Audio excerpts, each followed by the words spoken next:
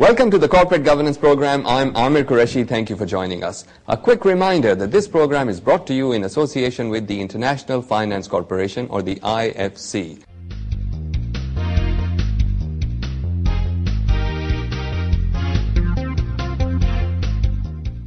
In the long term, however, the government will come to the conclusion that the environment is being affected, and they will require the company to put in the necessary equipment, which at that time may cost the company much more.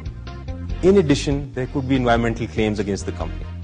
So the CEO or the management that is not keeping the interest of the stakeholders in mind will ultimately cause loss to the company. I think the time has come to study it again, and I will just highlight 2 or 3 main points where we have to stress upon. When this Code of Corporate Governance came in, we had a concept of the non-executive directors. We had a concept of the framework of the independence of the auditors.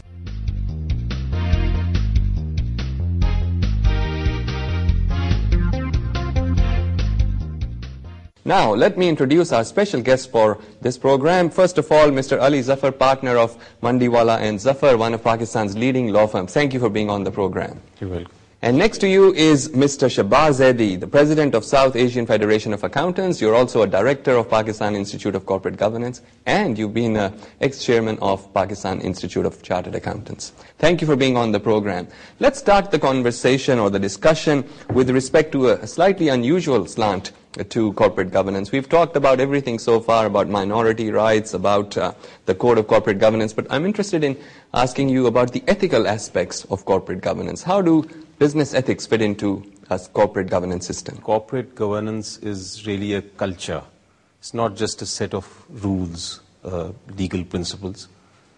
It is a whole culture which has on one side, it's a mix in fact, of legal rules and of ethics. And the primary aim, of course, is the welfare of the stakeholders, the entire lot of stakeholders, and I'll come to that in a minute, who the stakeholders are, but primarily it's for their welfare.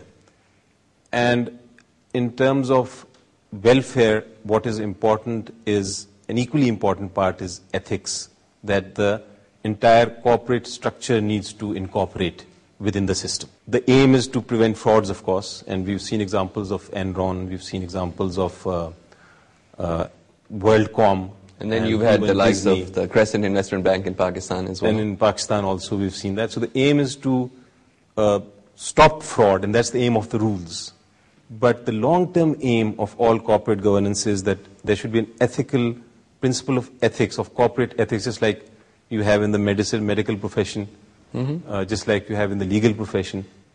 So that's an extremely important aspect, and the world communities are now centering on those. The rules are there. We have also done the rules. We have the SECP rules, and you've probably discussed them in your previous programs. But now the main emphasis is on long-term principles. And if you look at the entire corporate structure, the stakeholders are not just the shareholders. They are the banks. They are eventually the community. Community as a whole. It is the environment. And what they have divided corporate governance in the latest sort of trend is to divide it into 3 or 4 levels. The first level is the board itself, which must incorporate these ethical practices and principles within the company. Yep. Then there is the employee level, and they say that now the employees should also be fully aware of those corporate ethical principles, and if they find the management going against it, then they should be able to report back to the board directly. Then at the third level, there is the issue of decision making, what they call now the decision tree, which says that you first examine the legal principles, and the management is supposed to do that. If they find that the legal principle is all right, it's a legal action that can be taken, then the next step that they have to do is actually examine whether it is in the interest of all the stakeholders. If it is in the interest of all the stakeholders, then they come to the third principle, which is the ethics.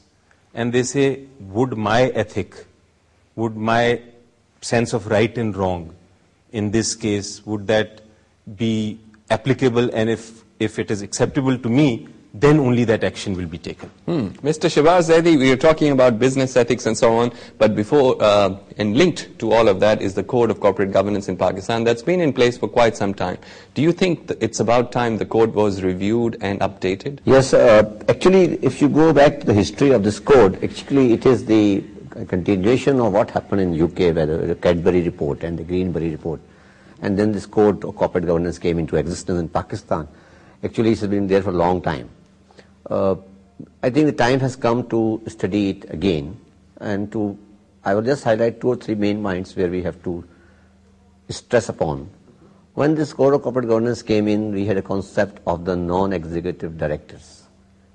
We had a concept of the framework of the independence of the auditors. Then we had a framework of the reporting to the audit committees. Then we have an issue of the status of the company secretary and the CFO. These are the main ingredients of the Code of Corporate Governance. At that time when we made it, there was actually it stressed upon the corporate governance for the companies which are listed on the stock exchange. And secondly, in Pakistan, there's a lot of scope for corporate governance for the institutions that are owned by the government of Pakistan, which are run by the public enterprise.